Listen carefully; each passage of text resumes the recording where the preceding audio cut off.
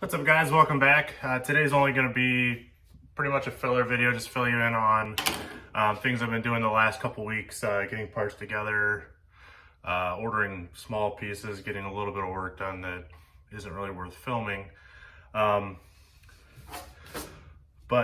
I do have a lot of the parts that I wanted.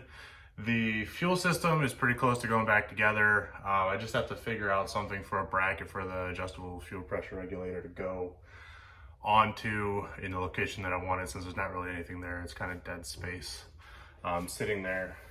But I do have, I can run you down a parts list real quick. I do have a lot of things. I'm pretty much going from the factory fuel system. I'm cutting everything out from the firewall forward and replacing it all with -6 AN line, as well as the factory fuel rail is going away also. Originally I wanted it to work, but I figured just for the reason of expandability, being able to keep the same fuel system with minor changes to support more horsepower down the road and torque. But so I can run you through a real quick list. I've got a whole bunch of fuel system parts, like I was saying. The first thing being, and the most important thing being, the Aeromotive adjustable fuel pressure regulator. Now, for my goals and everything on this car, I've heard a lot of conflicting information as far as whether or not you can run the factory fuel pressure regulator or not. The things I've heard between going full aftermarket with adjustability and everything like that and staying with this factory one is the orifice in the fuel pressure regulator being too small and not allowing enough flow through the regulator and keeping or even overrunning the factory pressure setting for that particular part, because it's set at a specific factory setting. You can't mess with it, you can't open it up. There are things that you can replace, but for the sake of what I'm trying to do with this car and expandability, as I was saying, I figured this would be the best option. This is the Aeromotive, I don't remember which model it is actually, but it does have a double inlet, so I've got one capped here, and I've got these barb fittings on here. These are actually gonna come off because I've got new -6 AN fittings, which you can kind of see in here, but they're O-ring based -6 fittings, so I can actually run AN fuel lines. But the barbs were originally for running factory size fuel system hoses, that I was just going to run the factory hoses to this, but decided not to, so that's why I've got those on there now. So I'll take those off there later. But again, sticking with expandability, I don't know if you can probably barely see it on camera. This is a new billet fuel rail that I got from Rally Road Performance. Eric, the guy that owns and runs Rally Road, has been hooking me up with a lot of these good parts. Not hooking me up with discounts or anything like that, but having a lot of the parts that I've needed for this stuff, and has been super helpful as far as getting parts to me. He's actually fairly local to me, so it's a lot easier. But this fuel rail, when you're on the website, this is a new design compared to what's on the website. He has old pictures of the old rail that used to have some bosses and stuff like that that are no longer on this one. It's bolted down, but I would show you how it all fits in here. These are actually the 80-pound injectors I'm going to be using for my tune, but the Rally Road fuel rail gives you options. You can you have options of 3 sizes. So I actually went with the -6. Like I said, the -6 will be fine for my power goals. I'm aiming for roughly 500 wheel horsepower and 400 some odd foot-pound of torque. So the -6 will be fine. Again, that's factory size basically, as far as the internal diameter. So I went with -6, but it does come in -6, -8, and -10.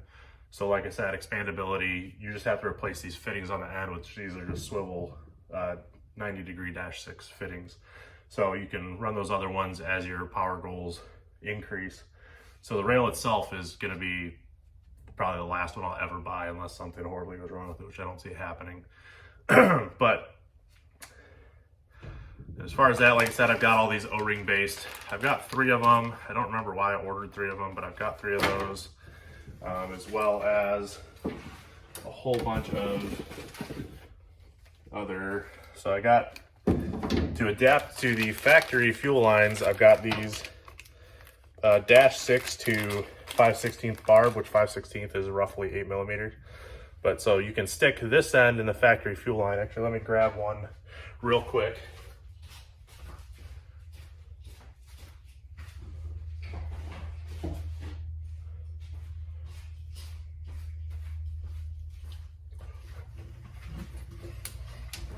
So I was originally going to use an OBD2 rail just because it has these nice push lock fittings on it.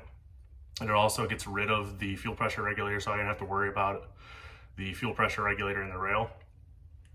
On the OBD2 car, the fuel pressure regulator is down on the frame rail, just inside of the trans tunnel. But this also, the OBD2 rail locates both inlet and outlet to the back of the engine, which is kind of nice. You unbolt it, you fold it up if you're working on the manifold or anything like that. But like I said, I decided to go with that just because of expandability. But here's the stock size fuel hose, and then this barb with a little bit of forcing will go right in there. But again, I didn't want to keep this system, so there will be a couple fuel lines under there that I will be able to put these into, which I will replace the factory little pieces that are on there, because it goes hardline all the way underneath the car, and then there's maybe 10 inches of regular fuel line. So I'll replace that little bit of line. I'll be running a factory fuel filter for the time being until I find a billet one that I can run in line with that and then clean it up like that. So, so I've got those, and then also, again, Amazon special stuff. This is an entire dash 6 fuel line kit. It comes with a few different things. It comes with, I believe this is 10 or 16 feet. 16 feet. So this is 16 feet of dash 6 fuel line. It is not PTFE, so it's not E85 compatible. So I will have to replace that later if I go E85, which will probably happen eventually. It's everywhere up here. There's actually some right at the gas station right at the end of this road. But also you get all different types of fittings. This is 180, which on this one I definitely won't need 180. I could use it on there. I think I have enough space that I could route a hose back through somehow, but totally unnecessary. But it's got straights, it's got 90s, it's got 45s, 180s. So it basically gives you everything you need to route any of this where you need it to go. So I'll just be using 2 of the straights and a couple of 45s for my specific system based off where I'm mounting it. But so that will definitely be helpful. I will be building those lines again myself. I actually bought,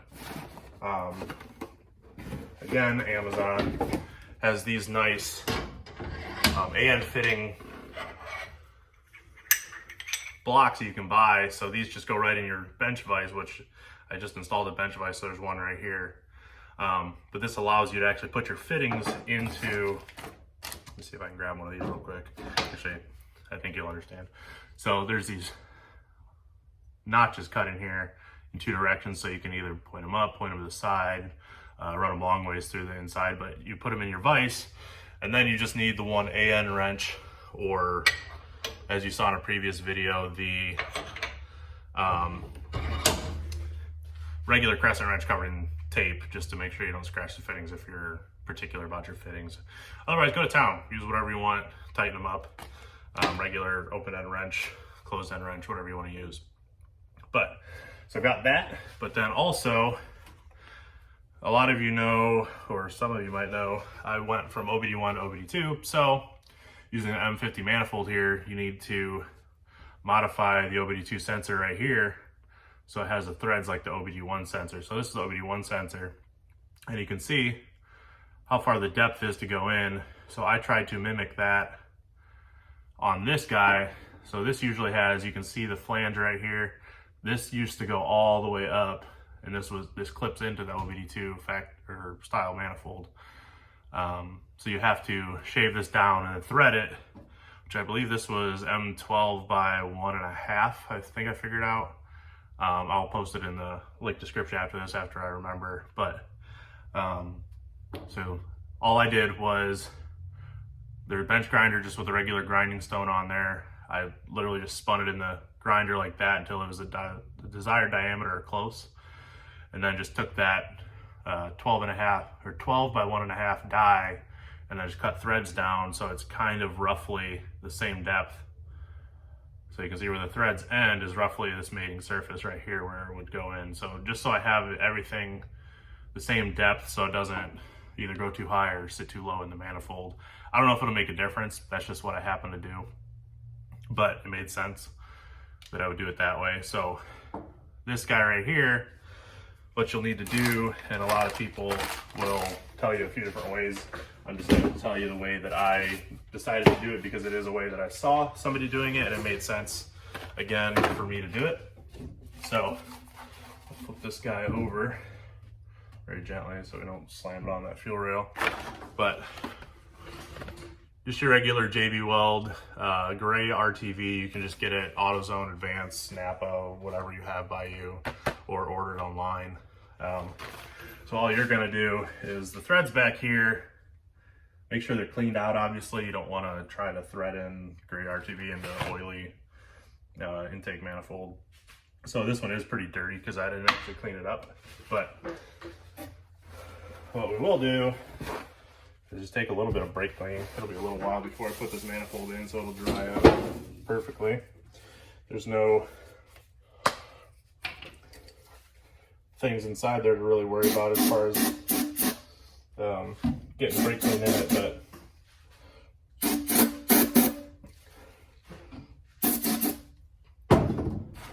go and do that and wipe it out.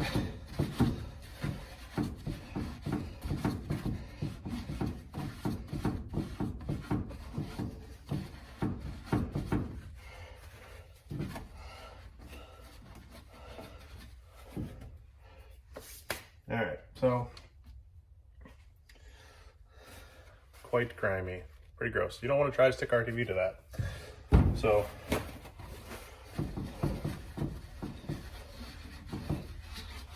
try to get some of that out.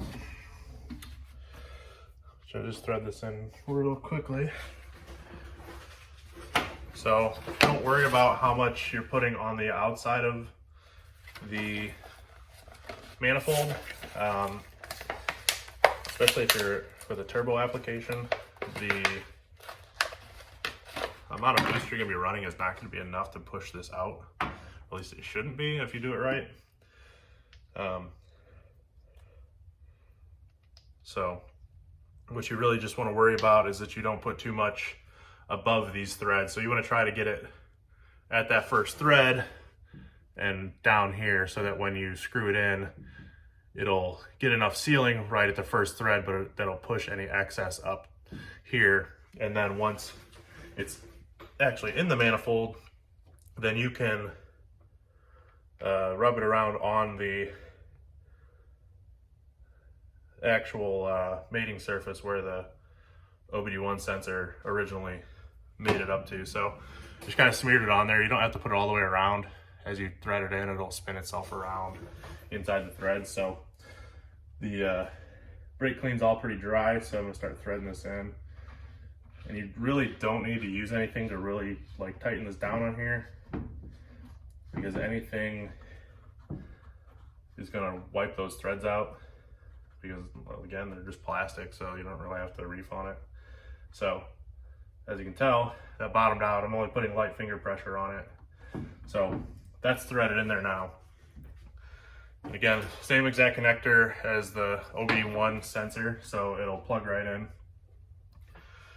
So then once that's threaded in, you can either smear more RTV around the outside, which honestly I don't really see a point to. There should be plenty right there. If it leaks later, I'm gonna have to pull it out and redo it anyways, which isn't too bad. I will have to reach under the motor to get to, but that is literally all I'm gonna do. So that should be fine. If I do have any issues later, I might be able to stack some washers, something like that with more RTV on it, or as some guys have done, They just use a little bit of epoxy, which I don't really want to epoxy the sensor in, especially if the sensor goes bad. But so that's all done. It's serviceable. I can tear it out. It's not like Loctited or anything like that, so that's fine. But yeah, so that's all for that sensor. I do also have a boost proof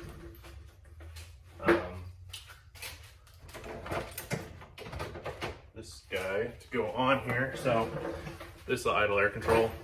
I opted to keep the idle air control, but this guy right here, I'm pretty sure this one came from Reboot Engineering. Yeah, I think that's Reboot Engineering, but make really nice billet piece. It's got a Allen head screw on the back, so once you put it into here, this O-ring will be pushed, or it'll go into the bore, and then that'll hold it in there. I know Rally Road has one now that, had it been out when this one was, I might have gone for that one. The difference being Rally Roads just has a loop here, uses zip tie, which probably won't be an issue.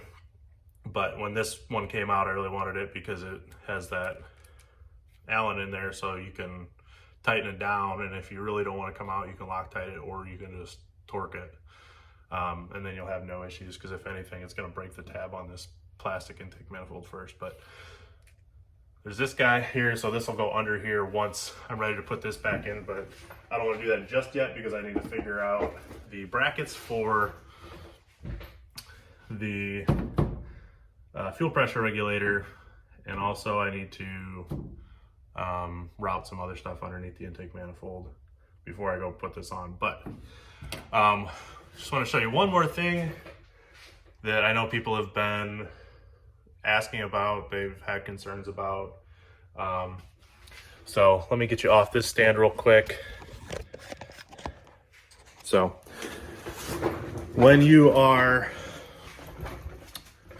using, in my case, the OBX manifold, you can see it's already installed there, but when you use the OBX manifold, or I believe the CX Racing, or any variation of manifold that uses the forward-facing wastegate like this one does, the oil drain line only really has two places where it can go.